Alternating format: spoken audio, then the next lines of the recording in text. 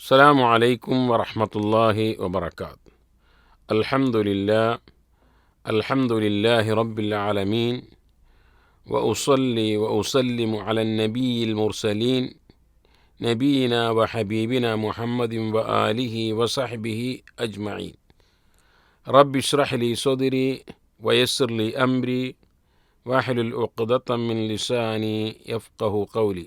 പ്രിയമുള്ള സഹോദരി സഹോദരങ്ങളെ, ശ്രോതാക്കളെ, ഹജ്ജിൻ്റെയും ഉംറയുടെയും ആദ്യ പടിയാകുന്ന ഒന്നാമത്തെ റുക്കനാവുന്ന ഇഹ്റാമിനെ സംബന്ധിച്ച് നമ്മൾ മനസ്സിലാക്കി. ഇഹ്റാമിൽ പ്രവേശിക്കുന്നതോടുകൂടി നിഷിദ്ധമാവുന്ന കാര്യങ്ങൾ, ഇഹ്റാമിൽ പ്രവേശിച്ചു കഴിഞ്ഞാൽ അനുവദനീയമായ കാര്യങ്ങൾ, ഇതൊക്കെയാണ് കഴിഞ്ഞ ക്ലാസ്സിലൂടെ നമ്മൾ പഠിച്ചതും അറിഞ്ഞതും മനസ്സിലാക്കിയത്. ഇഹ്റാമിൽ പ്രവേശിച്ച ഒരാൾ, അത് ഉംറക്കാകട്ടെ ഹജ്ജിനാകട്ടെ, പിന്നീട് ചെയ്യേണ്ടത് തെൽബിയത്ത് ഉച്ചരിക്കലാണ്. എന്താണ് തെൽബിയത്ത്? ലബ്ബ എന്ന വാക്കിൽ നിന്നാണ് തെൽബിയത്ത് എന്ന പദമുണ്ടായത്. പല അർത്ഥങ്ങൾ അതിനുണ്ട്. വീണ്ടും വീണ്ടും വിളിക്കുത്തരം നൽകുന്നു. അത് സ്നേഹത്തോടുകൂടി കീഴ്വണക്കം പ്രകടിപ്പിച്ച് ആത്മാർത്ഥമായി, റബ്ബേ, നിന്റെ വിളിക്കിതാ ഞാൻ വീണ്ടും വീണ്ടും ഉത്തരം നൽകുന്നു എന്നാണ് ആ ഒരു തെൽബിയത്തിൻ്റെ ഭാഷാപരമായ അർത്ഥം. മഹാനായ ഇബ്രാഹിം നബി അലൈഹിസ്സലാത്തു വസ്സലാമിനോട് അല്ലാഹു സുബ്ഹാനഹു വ തആല ഹജ്ജിന് വേണ്ടി ക്ഷണിക്കുവാൻ ആവശ്യപ്പെട്ടു. ആ സമയത്ത് ഇബ്രാഹിം അലൈഹിസ്സലാത്തു വസ്സലാം ഹജ്ജിനായി ആളുകളെ ക്ഷണിക്കുകയാണ്. വിശുദ്ധ ഖുർആനിലെ സൂറത്ത് ഹജ്ജിലെ 27-ാമത്തെ ആയത്തിലൂടെ അല്ലാഹു സുബ്ഹാനഹു വ തആല പറഞ്ഞു, വഅദ്ദിൻ ഫിന്നാസി ബിൽ ഹജ്ജ് യഅ്തൂക റിജാലൻ വഅലാ കുല്ലി ളാമിരിൻ യഅ്തീന മിൻ കുല്ലി ഫജ്ജിൻ അമീഖ്. അഥവാ ജനങ്ങൾക്കിടയിൽ നീ ഹജ്ജിനെപ്പറ്റി വിളംബരം ചെയ്യുക. ഇബ്രാഹിം നബി അലൈഹി സ്വലാത്തു വസ്സലാമിനോട് അല്ലാഹു സുബ്ഹാനഹു വ തആല പറഞ്ഞതാണ്. എങ്കിൽ നടന്നുകൊണ്ടും വിദൂരമായ സകല മലമ്പാതകളിലൂടെയും വരുന്ന എല്ലാവിധ മെലിഞ്ഞ ഒട്ടകങ്ങളുടെയും പുറത്തു കയറിയും അവർ നിന്റെ അടുക്കൽ എത്തിക്കൊള്ളുമെന്നാണ്. ഇബ്രാഹിം അലൈഹി സ്വലാത്തു വസ്സലാം പറഞ്ഞു, അലാ ഇന്ന റബ്ബക്കും ഖദ് ഇത്തഖദ ബൈത വഅമറക്കും അൻ തഹജ്ജു. അല്ലാഹു സുബ്ഹാനഹു വ തആല ഒരു ബൈത്ത് സ്വീകരിച്ചിരിക്കുന്നു, നിങ്ങൾ അതിലേക്ക് ഹജ്ജ് ചെയ്യുക. ഫസ്തജാബ ലഹു മാ സമിഉ മിൻ ഷൈഇൻ മിൻ ഹജരിൻ വശജരിൻ വഉക്മത്തിൻ ഔ തുറാബിൻ. ഇത് കേട്ട എല്ലാവരും, എല്ലാ വസ്തുക്കളും അതിന് ഉത്തരം നൽകി, ലബ്ബൈക് അല്ലാഹുമ്മ ലബ്ബൈക് എന്ന്. ഇമാം ത്വബരി നിവേദനം ചെയ്യുന്ന പരമ്പരയിലാണ് ഇങ്ങനെ നമുക്ക് കാണുവാൻ സാധിക്കുക. അപ്പോൾ 4000-ലധികം വർഷങ്ങൾക്ക് മുമ്പ് ഇബ്രാഹിം നബി അലൈഹിസ്സലാത്തു വസ്സലാം അള്ളാഹുവിൻ്റെ കൽപ്പന പ്രകാരം ഹജ്ജിന് വേണ്ടി ക്ഷണിച്ചു. അതിൻ്റെ ഉത്തരമാണ്, റബ്ബേ, ഞാൻ വിനീതനായി ആത്മാർത്ഥമായി സ്നേഹത്തോടുകൂടി കീഴ്വണക്കം പ്രകടിപ്പിച്ചുകൊണ്ട് നിന്റെ വിളിക്കിതാ വീണ്ടും വീണ്ടും ഉത്തരം നൽകുന്നു എന്ന് ഓരോ ഹാജിമാരും ഓരോ ഉംറ ചെയ്യുന്ന ആളുകളും അവിടെ വെച്ച് പറയുന്നത്. എന്താണ് തെൽബിയത്തിൻ്റെ വാക്ക്? അല്ലാഹുവിൻ്റെ റസൂൽ സല്ലല്ലാഹു അലൈഹി വസല്ലം തെൽബിയത്ത് ചൊല്ലിയത് അബ്ദുല്ലാഹി ബിൻ ഉമർ റളിയല്ലാഹു അൻഹു, ആയിഷ റളിയല്ലാഹു അൻഹ, അബ്ദുല്ലാഹി ബിൻ മസ്ഊദ് റളിയല്ലാഹു അൻഹു, ജാബിർ ബിൻ അബ്ദുല്ലാഹി ബിൻ ഹറാം റളിയല്ലാഹു അൻഹു എന്ന് തുടങ്ങിയ നിരവധി സ്വഹാബിമാരിലൂടെ നിവേദനം ചെയ്ത് കാണുവാൻ സാധിക്കും. ലബ്ബൈക അല്ലാഹുമ്മ ലബ്ബൈക് ലബ്ബൈക ലാ ശരീക ലക ലബ്ബൈക് ഇന്നൽ ഹംദ വന്നിഅമത ലക വൽ മുൽക്ക് ലാ ശരീക ലക് എന്നാണ്. അല്ലാഹുവേ, നിന്റെ വിളിക്കിത വീണ്ടും വീണ്ടും ഉത്തരം നൽകിയിരിക്കുന്നു, നിന്റെ വിളിക്കിത വീണ്ടും വീണ്ടും ഉത്തരം നൽകിയിരിക്കുന്നു, നിനക്ക് യാതൊരുവിധ പങ്കുകാരനുമില്ല. വീണ്ടും ലബ്ബൈക്ക് പറയുന്നു. തീർച്ചയായും എല്ലാ സ്തുതികളും എല്ലാ അനുഗ്രഹങ്ങളും നിനക്കാകുന്നു, എല്ലാ ആധിപത്യവും നിനക്കാവുന്നു, എല്ലാ അനുഗ്രഹങ്ങളും നിന്നിൽ നിന്നാവുന്നു. നിനക്ക് യാതൊരുവിധ പങ്കുകാരനും ഇല്ല എന്നാണ്. എത്രമാത്രം മഹത്വമുള്ള ശ്രേഷ്ഠതയുള്ള വാക്കാണ് തൽബിയത്ത്. ഇസ്ലാമിൻ്റെ അടിസ്ഥാന ശിലയാകുന്ന തൗഹീദിനെ അരക്കിട്ടുറപ്പിക്കുന്ന സന്ദേശമാണ് ഹാജിയാരെ കൊണ്ട് ചൊല്ലിപ്പിക്കുന്നത്. നമ്മൾ മുമ്പ് ഹജ്ജിൻ്റെ പാഠങ്ങൾ എന്ന വിഷയം സംസാരിച്ചപ്പോൾ ഹജ്ജ് പഠിപ്പിക്കുന്നത് പ്രധാനമായും തൗഹീദാണ് എന്ന് പറഞ്ഞു.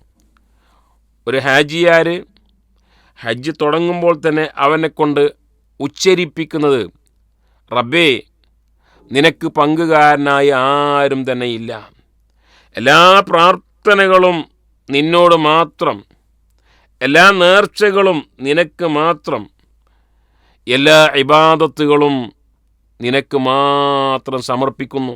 ഒരു വിഗ്രഹത്തോടോ മറ്റേതെങ്കിലും ശക്തിയോടോ വലിയനോടോ ബീവിയോടോ തങ്ങളോടോ ഞങ്ങൾ പ്രാർത്ഥിക്കുന്നില്ല, അവർക്ക് നേർച്ച സമർപ്പിക്കുന്നില്ല, അവരോട് ദുആ ഇരക്കുന്നില്ല, അവരോട് അഭൗതികമായ രൂപത്തിൽ സഹായം ചോദിക്കുന്നില്ല എന്ന് തീർത്തു കറകളഞ്ഞ തൗഹീദിൻ്റെ വാക്കുകയാണ് തൽബിയത്തിലൂടെ ഒരു വിശ്വാസിയെ കൊണ്ട് ചൊല്ലിപ്പിക്കുന്നതും ചെയ്യിപ്പിക്കുന്നത്. സ്വഹാബിമാരിൽ നിന്ന് വന്ന തൽബിയത്തിൻ്റെ രൂപങ്ങൾ മറ്റു ചിലതുകൂടെയുണ്ട്, നമുക്ക് കാണുവാൻ സാധിക്കും. അബൂ ഹുറൈറ റളിയല്ലാഹു അൻഹു തന്നെയും നബിയുടെ തൽബിയത്തിൻ്റെ രൂപത്തിൽ ലബ്ബൈക ഇലാഹൽ ഹഖ് ലബ്ബൈക് എന്ന് റസൂലുള്ളാഹി സ്വല്ലല്ലാഹു അലൈഹി വസല്ലം തൽബിയത്ത് ചൊല്ലിയിരുന്നതായി കാണുവാൻ സാധിക്കും. ഇതേപോലെ തന്നെ അബ്ദുല്ലാഹി ബിൻ ഉമർ റളിയല്ലാഹു അൻഹു തൽബിയത്ത് ചൊല്ലിയിരുന്നത് ലബ്ബൈക ലബ്ബൈക വസഅദൈക വൽ ഖൈറു ബിയദൈക ലബ്ബൈക വറഗ്ബാഉ ഇലൈക വൽ അമൽ എന്നാണ്. അപ്പോൾ ഏതായിരുന്നാലും അള്ളാഹുവിൻ്റെ റസൂൽ സല്ലല്ലാഹു അലൈഹി വസല്ലമ തൽബിയത്ത് ചൊല്ലിയിരുന്നത് പോലെ ചൊല്ലലാണ് നല്ലത്.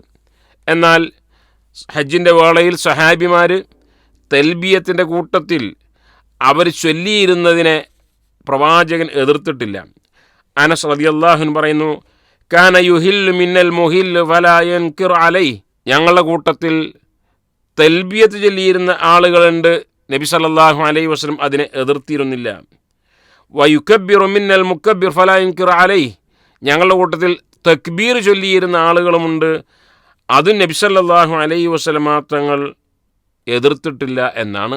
അപ്പോൾ തൽബിയത്തിൽ സ്വഹാബിമാർ ചൊല്ലിയിരുന്നതും ചൊല്ലാവുന്നതാണ്, എന്നാൽ നബി സല്ലല്ലാഹു അലൈഹി വസല്ലം തങ്ങൾ ചൊല്ലിയിരുന്നതാണ് ഏറ്റവും ഉത്തമം. ഈ ഒരു തൽബിയത്ത് മക്കയിലുള്ള മുശ്രിക്കുകൾ പോലും ചൊല്ലിയിരുന്നു. പക്ഷേ ചെറിയ വ്യത്യാസം അവരുടെ തൽബിയത്തിൽ കാണുവാൻ സാധിക്കും. അബ്ദുല്ലാഹി ഇബ്നു അബ്ബാസ് റളിയല്ലാഹു അൻഹു റിപ്പോർട്ട് ചെയ്യുന്ന ഹദീത്തിൽ, ഇമാം അബ്ദുല്ലാഹി ഇബ്നു അബ്ബാസ് റളിയല്ലാഹു അൻഹു റിപ്പോർട്ട് ചെയ്യുന്ന ഹദീത്തിൽ, കാനൽ മുശ്രിക്കൂന യഖൂലൂൻ, മുശ്രിക്കുകൾ അവരുടെ തൽബിയത്തിൽ ചൊല്ലിയിരുന്നത് ലബ്ബൈക ലാ ശരീക ലക് ലബ്ബൈക അല്ലാഹുമ്മ ലബ്ബൈക് ലബ്ബൈക ലാ ശരീക ലക്.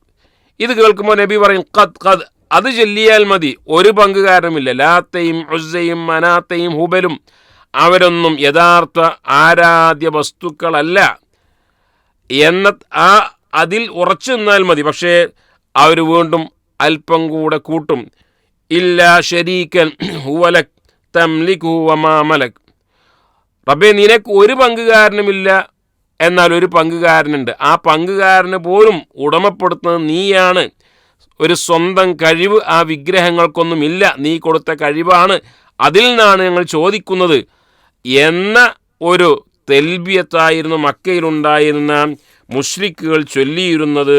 എന്നാൽ നബി സല്ലല്ലാഹു അലൈഹി വസല്ലമ അത് എതിർക്കുകയുണ്ടായത്. അത് പാടില്ല, തൗഹീദിൻ്റെ തൽബിയത്താണ് ചൊല്ലേണ്ടത്.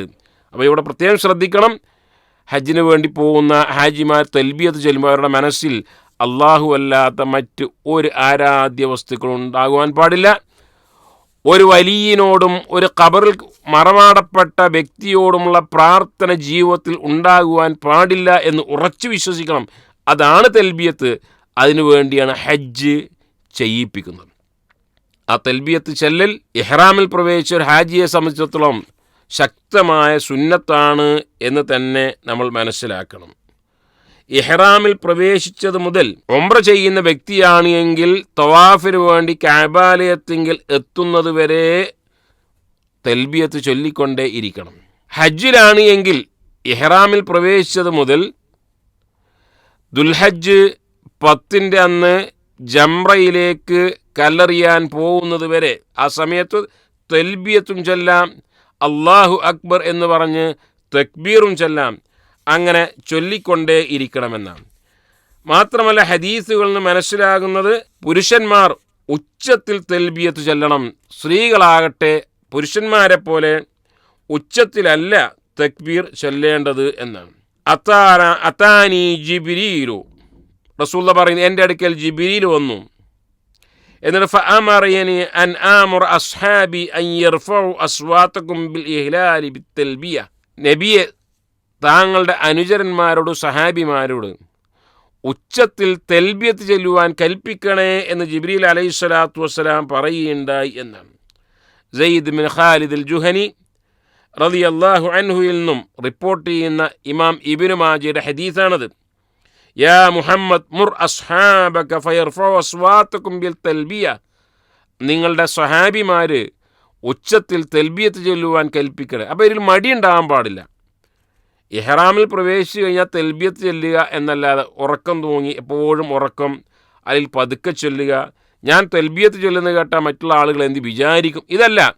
നമ്മൾ വലിയ സംഖ്യ കൊടുത്ത് മഹത്തായ ഒരു കർമ്മത്തിന് വേണ്ടി പോവുകയാണ്. ഇവിടെ അള്ളാഹു റസൂൽ എങ്ങനെ പറഞ്ഞു അതുപോലെ തന്നെ അത്യുച്ചത്തിൽ പുരുഷന്മാർ തക്ബീർ ചൊല്ലിക്കൊണ്ടേ ഇരിക്കണം. അനസ് റളിയല്ലാഹു അൻഹു പറഞ്ഞു, റസൂലുള്ളാഹി സ്വല്ലല്ലാഹു അലൈഹി വസല്ലം മദീനയിൽ നിന്നും ദുൽഹുലൈഫയിൽ എത്തുന്നവരെ 4 റക്അത്തുള്ള ദുഹ്ർ നമസ്കാരം 4 ആക്കി നമസ്കരിച്ചു. അസ്ർ നമസ്കാരം അങ്ങനെ തന്നെയാണ്. എന്നാൽ അസ്ർ നമസ്കാരം ദുൽഹുലൈഫയിൽ എത്തിയപ്പോൾ ആ 4 2 ആക്കി ചുരുക്കി നമസ്കരിച്ചു. എന്നിട്ടോ അവരൊക്കെ ഉച്ചത്തിൽ തൽബിയത്ത് ചൊല്ലിയിരുന്നു എന്നവിടെ കാണുവാൻ സാധിക്കും.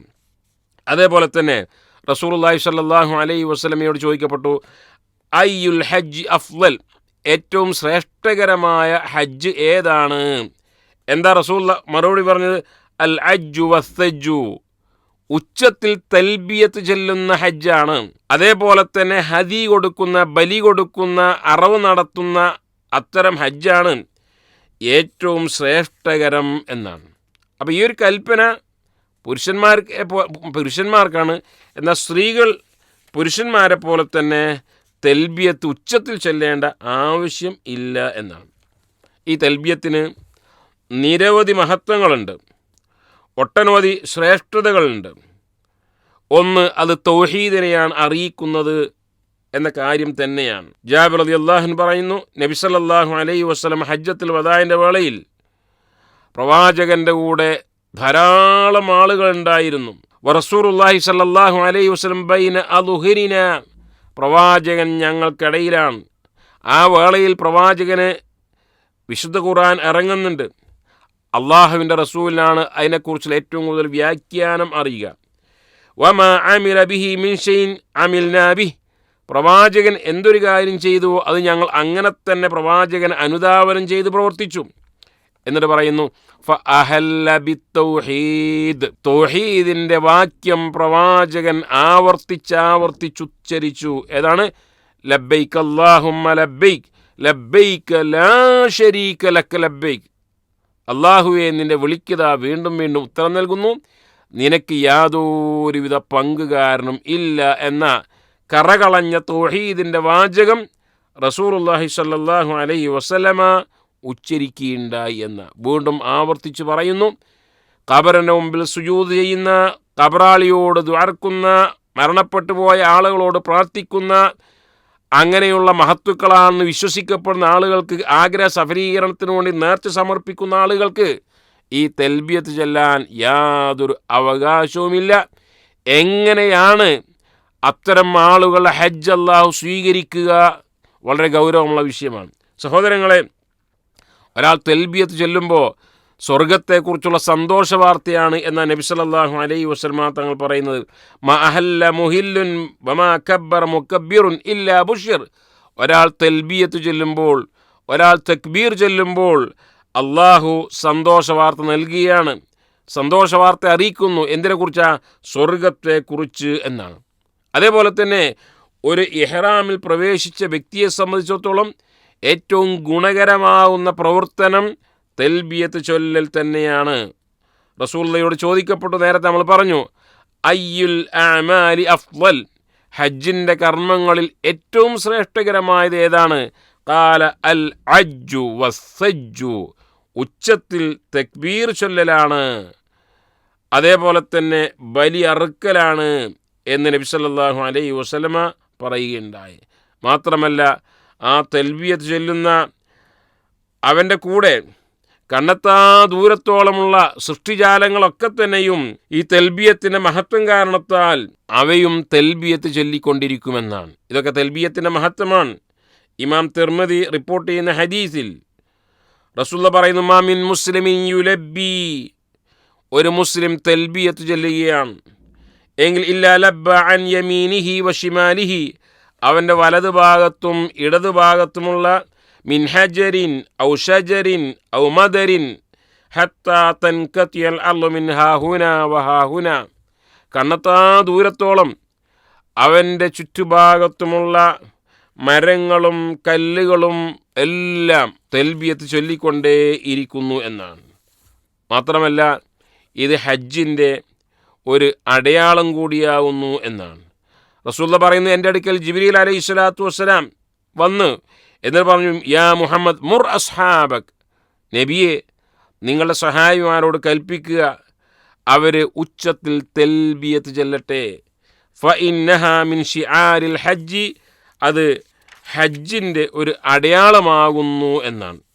പലപ്പോഴും ഹാജിമാർ ഒരു അലസത കാണിക്കുന്ന ഒരു മേഖല കൂടിയാണ് ഇത് എന്ന് പ്രത്യേകം ഓർമ്മിപ്പിക്കണം. ചില മീഖാത്തുകളൊക്കെ മക്കയോടടുത്ത ത്വായിഫിൽ നിന്നും മക്കയിലേക്കെത്താൻ 1 മണിക്കൂർ വേണ്ട. ആ ത്വായിഫിൽ നിന്ന് ഇഹ്റാമിൽ പ്രവേശിച്ച വ്യക്തി തുടക്കത്തിൽ കുറച്ചൊക്കെ ഒരു തെൽബിയത്ത് ചൊല്ലി പിന്നീട് ഉറങ്ങുന്നു, മിണ്ടാതിരിക്കുന്നു, സംസാരിക്കുന്നു. ഹജ്ജിൻ്റെ പ്രധാനപ്പെട്ട ഘടകമാവുന്ന തെൽബിയത്തുമായി ഒരു ബന്ധവുമില്ലാത്തതുപോലെ. അപ്പോൾ വിശ്വാസികൾ ചെയ്യേണ്ടത് തെൽബിയത്ത് കൊണ്ട് നമ്മുടെ വാഹനം മുഖരിതമാകട്ടെ, തെൽബിയത്ത് കൊണ്ട് അവർ നടക്കുന്ന വഴികൾ മുഖരിതമാകട്ടെ, അള്ളാഹുവിൻ്റെ വിളിക്ക് യഥാർത്ഥത്തിൽ ഉത്തരം നൽകട്ടെ, അള്ളാഹുവിനെ പുകഴ്ത്തട്ടെ, വാഴ്ത്തട്ടെ, തൗഹീദിൻ്റെ കറകളഞ്ഞ സന്ദേശം അന്തരീക്ഷത്തിൽ ഉയരട്ടെ, മനസ്സുകളിൽ നിന്നും ഷിർക്കുകൾ മാഞ്ഞു പോകട്ടെ.